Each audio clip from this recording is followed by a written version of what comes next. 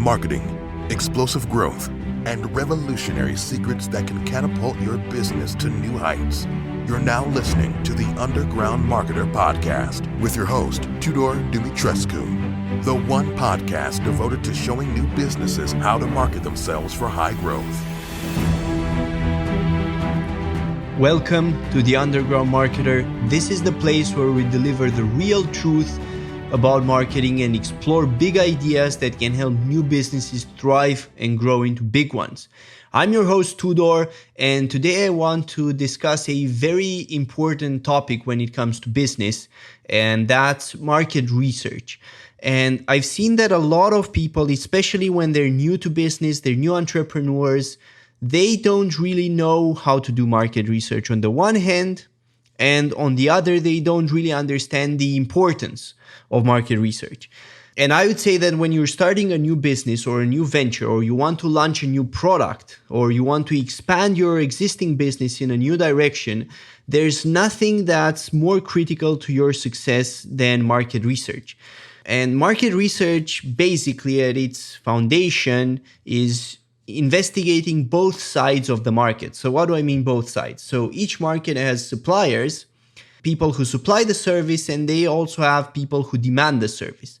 So buyers and sellers. So you need to investigate the sellers, the competitors, and you also need to investigate the buyers, what they need, and so on and so forth. The goal of market research ultimately is for you to be able to uncover some sort of gap in the market. Some needs that are not currently addressed by your competition, or maybe a sub-niche of the market that's not well addressed by the competition, where you can bring extra value and where you can win those customers over. So that's very largely speaking what market research is about. So why is this important? Why does market research matter? From what I've seen, people who are not good at market research, they end up producing Me Too businesses, and they typically end up going in fields that are very crowded, and there's nothing that differentiates them from anybody else in that field.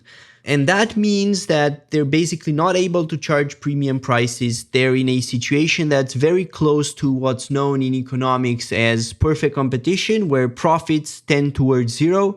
So it's very difficult to make a living. These are people who have a lot of potential typically, but because they don't do their research right, they're not actually able to maximize that potential and to create the differentiation that they need on the market to actually win, and to be able to win business more easily and obviously at higher profit margins, which is the goal to begin with. So starting to do market research involves two different phases. The first phase is that you're going to check out what your competitors are doing and what sort of offers they're making. It's very important here when you do this to actually check out for competitors who are winning. And by that, I mean competitors who are providing an offer that's special, that's gathering a lot of demand, that's making a lot of sales. Especially if you find a competitor that's growing very quickly, it's very likely that the strategies that they are using are effective. And you should look into that. You should see what sort of funnels they're running, what sort of services they're offering or products they're offering, and of course, what sort of promises they're making in their marketing. Because clearly they're doing something right that resonates with their customers. Now, how can you find your competitors? A lot of people, they ask me, how do we find who these competitors are? So there are several ways to do it, but fundamentally it's a mindset. You have to put yourself in the mindset of being a buyer. If you are a buyer for that product or that service or in that industry, how would you go about looking for these people? For example, you might search on Google. Or for that specific type of product, you might search directly on Amazon. So whatever it is, just put yourself in the shoes of the buyer and see what they would do. So Google is a great way to go. Amazon is a great way to go for many products. And you also have other different websites that can be popular depending on the business. So for example, landscaping companies, restaurants, and so on, stuff like Yelp and other such listing websites can be very good for them. Obviously, Google My Business is also a place where you can go, Facebook. There's a whole bunch, but ultimately you have to put yourself in the shoes of your customer and go out there and take the steps that they would take to become a customer of those businesses. And then you're actually going to see how all these people market themselves and try to become a customer. Reach out to them, speak with the salesperson, pretend that you want to buy from them, and see how the process looks like. You will see immediately how they sell to you, what they say to you to convince you, what sort of responses they have to objections, and so on. And just by analyzing your competitors, you're going to gather a lot of market intelligence, because especially when you're first starting out in business, you want to find out as quickly as possible in that industry what are the best practices. What is working well and what's solid. Maybe you don't know how that product or that service is being sold. Let's say that you're going to be a mindset coach or whatever. You don't know how mindset coaching is sold. You don't know what makes for an effective discovery call with somebody, for example. So you have to find out, and you can find out by trying it yourself and trying, 100 times and seeing what works and what doesn't. But that's sort of very inefficient, because there are people who have already gone through the permutations, and they have developed some best practices. So your best bet is to learn from them, and you don't actually have to pay anything. Most coaches are going to offer a free initial session. So take that session, and in the session, ask them as many questions as you can. Pretend that you don't have enough money to buy them, and tell them, look, I would love this service, but I simply don't have enough money, and see how they answer that objection. Tell them that you need to talk it with your wife or with your husband, and see how they answer that objection. You will get a sense of their sales process. And you can even ask, for many people in this scenario, for you to record the call just because you want to reference it back to make a decision. And most of them are going to say yes. And if you do that, you can even analyze it after the fact and see exactly how their whole argument played out and how they try to convince you what are the biggest selling points and so on. And obviously, feeling-wise, you're going to feel what sort of arguments resonated best with you, what seemed the most plausible, what didn't seem plausible at all. So you're going to be able to get a lot of insight from that. Even if you are in a product-based business, you can do similar things. First of all, you can start by looking at other people who are selling similar things. How are they doing it? Are they running ads? Are they advertising on Facebook? Are they doing SEO? Figure out what they're doing to be successful and try to replicate that at first, and see what sort of results you get. The point here isn't to mimic your competition 100%. It's just to get the best practices for them. And then, of course, you're going to start trying to improve upon them and make them better and deliver more and more and more value to the market. So that's pretty much one side of it. We talked about the competition, why it's important to research them, and how much value you can truly get by doing that. It's going to, in the long run, people are like, oh, market research takes time, it's difficult, I need to spend a lot of time to doing this, I just want to start my business, I don't feel like doing this. But the truth is that in the long run, the market research that you do and the time that you spend doing it is actually going to save you time. You're going to get to the best practices much faster, you're going to learn what works, and you're going to be able to do that for yourself. Now we have to move on to the buyer side. It's also very important to see how buyers interact with sellers and what they like about it, what they don't like about it, what could be better, what resonates with them, what doesn't resonate with them. That's the sort of thing that you're looking for. So when you're looking at the buyers, the best way to do this initially is by searching for reviews. So search for example, 1-star reviews and see what people are saying. They might be saying, for example, this company never answers their phone, or I have to call 10 times for them to pick up once, or whatever it is. They're going to be complaints there, and that's where you uncover things that aren't going right and things that you can actually improve to deliver a better service. Because the end goal here, and the reason why you're doing both, analyzing both the sellers and the buyers, is because fundamentally what you're trying to do is you're trying to solve a problem, and you're trying to solve it better than anyone else on the market, and that's what you get rewarded for. Many people think that this approach of solving a problem, blah, blah, blah, only applies to software businesses or to technology startups or whatever. But I think that that's actually false. It's true that this sort of scientific view of business comes from Silicon Valley, but it's only because there's a lot of money involved there. And when there's a lot of money involved, people actually have to be successful.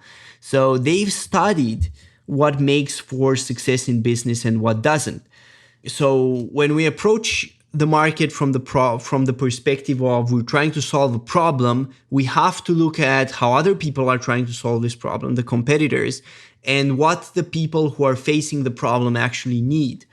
Now, for some actual tactics that you can employ to figure this stuff out. The first thing I would say, which you can also use for the competitor analysis, is to go on a website like SEMrush or Google Trends, or even something like SimilarWeb. In SimilarWeb, for example, you can enter one of your competitors' websites, and it's going to give you all their stats. Right? So it's going to tell you where their traffic is coming from. Is it organic? Is it ads? Is it ads from Facebook? Are they getting referrals from other websites or affiliates? And you're going to be able to quickly see how their business is organized and where their traffic is coming from. That can be very useful. It tends to work well if you look at large competitors. Many small competitors, they're not going to be on websites like SimilarWeb. Nevertheless, coming back to what we were saying, you can use stuff like SEMrush or Google Trends to do keyword analysis and to see what sort of stuff people are searching for. That's how you sort of see what demand there is for it. So for example, let's say that you search for the keyword buy men's tennis shoes on Google Trends. The most important thing is not just the total value, but when you see results historically, as you see on Google Trends, and you're going to see a chart with how interest in that keyword varies over time, you want to see that demand is growing. So if you see that demand is growing for whatever service or problem you're searching for and keyword combination you're searching for, that's a positive sign. You can also use the keyword planner to to check what sort of search volume you have. That's basically the people who are interested in that sort of thing. So that's the idea. That's the overarching idea, how you're going to get the main insights that you need about what sort of demand level there is and how you can access it. Apart from that, on the buyer side, you also need to figure out what's not working well. So we mentioned reviews. Another very good way, and this is not going to work for all industries, but it is for some, is to go on a website like Amazon and search for related books. Books that are related to whatever problem you're trying to solve. If you're trying to solve a marketing problem, related to a marketing problem. If you are trying to solve let's say a problem about business organization, to books about business organization and whatever. Search for the best sellers there and look at, the way I prefer to do it, to be honest with you, is to look at the 3-star reviews on Amazon. Because the 3-star reviews are going to come from people who are not biased. You have the people who just give 5 stars just because they can't be bothered much, right? And they don't think critically about it. They just love it. They're feeling excited about the product, or the book or whatever it is, and they just give 5 stars and they leave a great comment there.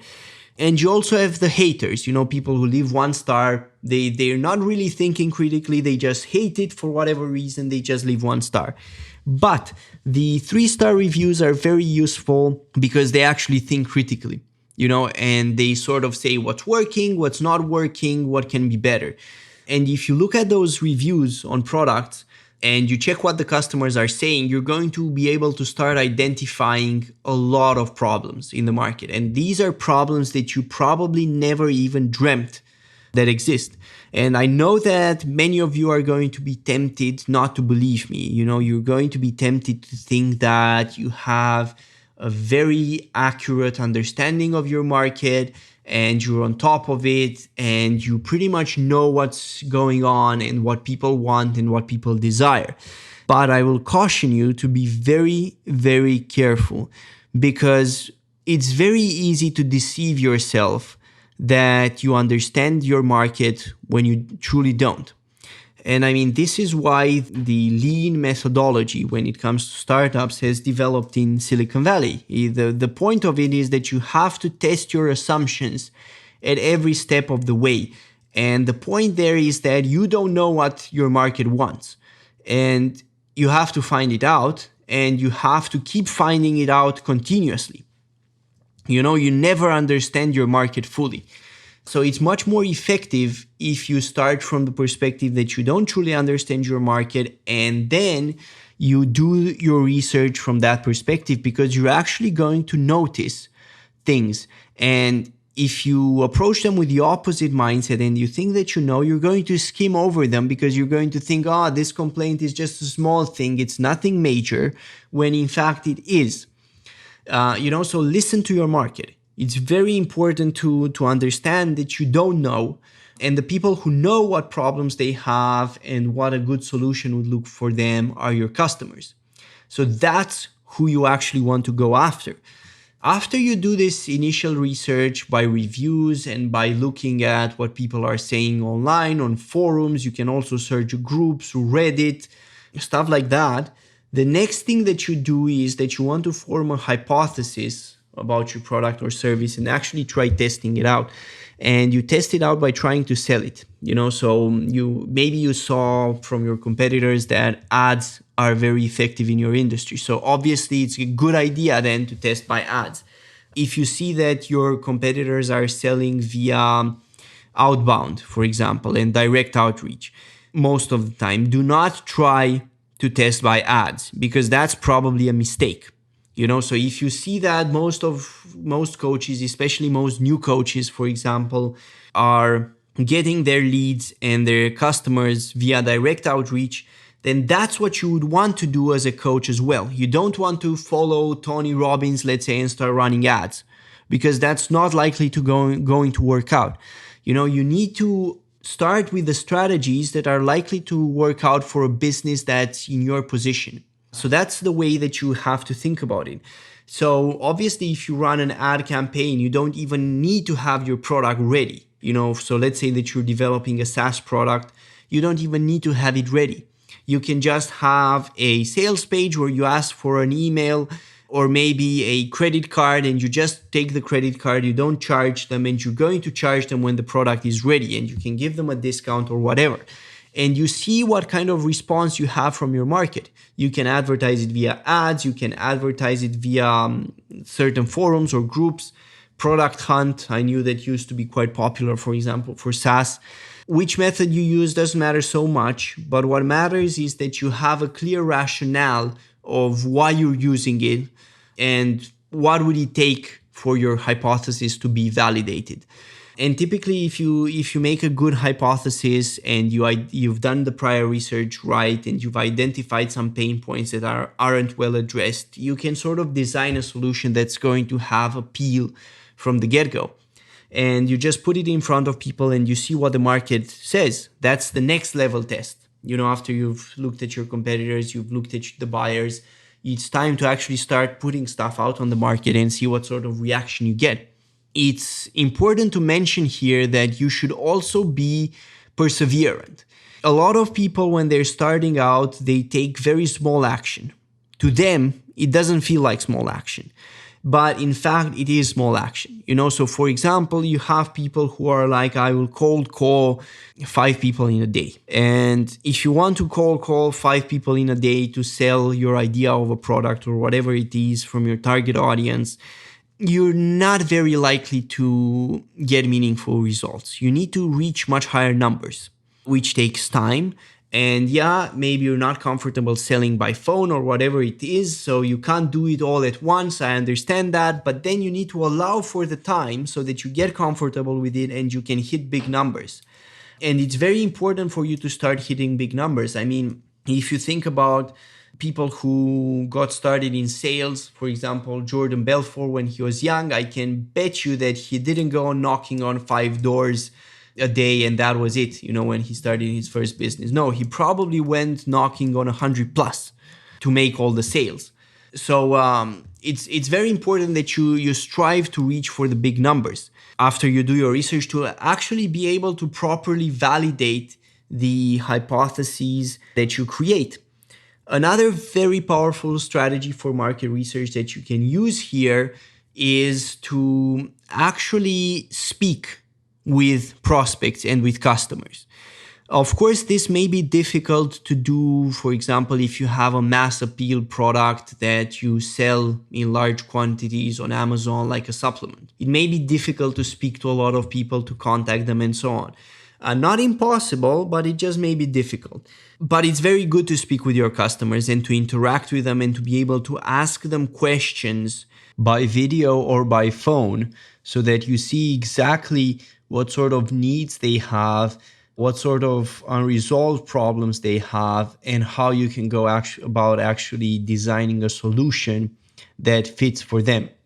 And I can't emphasize this enough. So this is one of the lesser known tricks when it comes to market research. But when you can actually get to speak with a person one-on-one, you can actually get them to deliver a lot of value that you cannot get in writing or by running an ad campaign or whatever. And the reason for that is that you can ask them follow-up questions.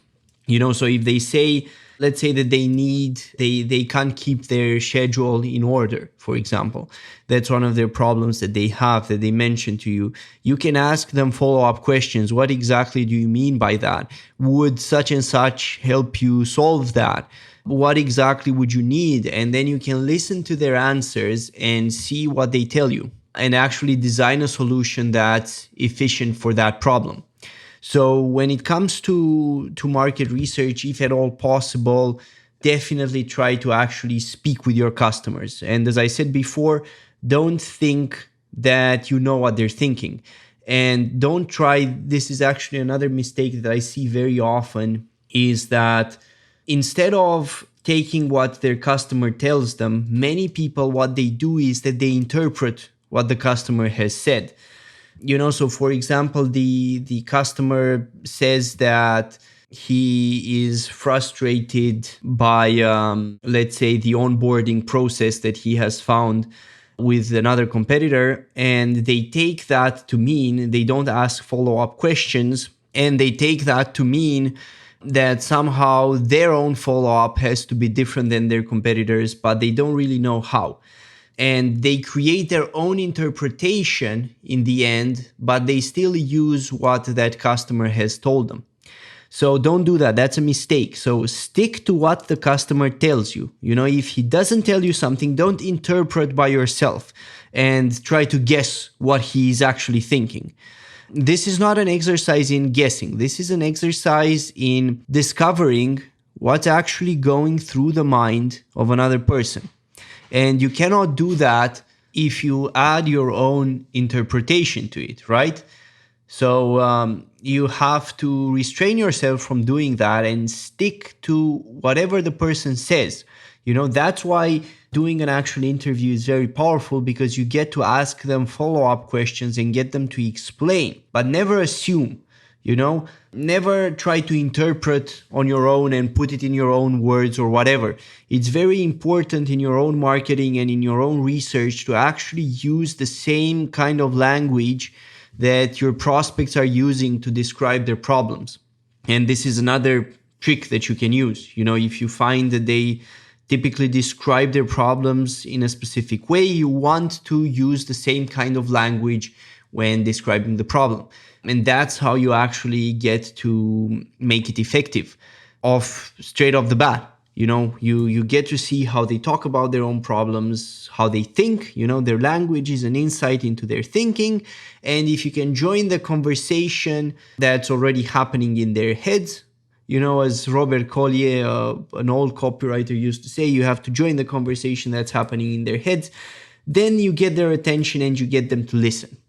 So to briefly summarize, we've discussed the importance of market research. Market research helps you determine your differentiation in the market and actually helps you create a product, solution, or service that sells and that satisfies a need that's not currently addressed on the market, or it satisfies a need better than the other solutions out there and gives you a leg up on the competition when you try and do your sales, because you can point to the differentiator and say, that's why you want to work with us and not with any of our competitors.